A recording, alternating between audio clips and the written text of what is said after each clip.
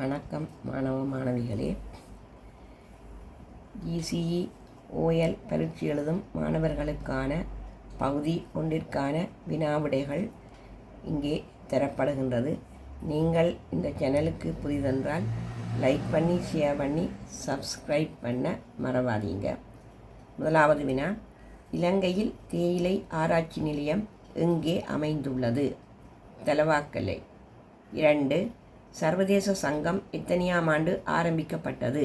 1919. 3. இலங்கை முதன்முறையாக எந்த அரசியல் யாப்பின் கீழ் ஒன்றுபட்ட குடியரசாக ஆக்கப்பட்டது? 1972ஆம் ஆண்டு. 4. மகாவம்ச டீகாவ என்ற இனம் காணப்படும் நூல் எது? வம்சப்தபஹாசினி. 5. மகாவம்சம் என்ற நூலை எழுதியவர் யார்? மகாநாம தேரர். 6. இலங்கையில் கண்டெடுக்கப்பட்ட புராதன நாணயத்துக்கு வழங்கப்பட்ட பெயர் யாது? ககபண. 7. புராதன கிராமத் தலைவர்களை குறிப்பிட பயன்படுத்தப்பட்ட பெயர் யாது? கமிக. 8. டொனமூர் அரசியல் யாப்பு எத்தனையாம் ஆண்டு அறிமுகம் செய்யப்பட்டது? 1931. 9. கலாவாவியை கட்டிய மன்னன் யார்? தாதுசேனன். 10. வன்னி ராஜா என அழைக்கப்பட்ட மன்னன் யார்?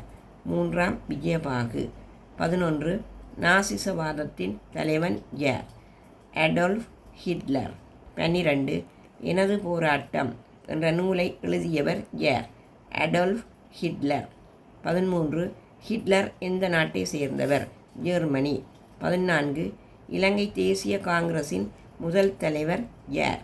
சேர் பொன்னம்பலம் அருணாசலம். 15.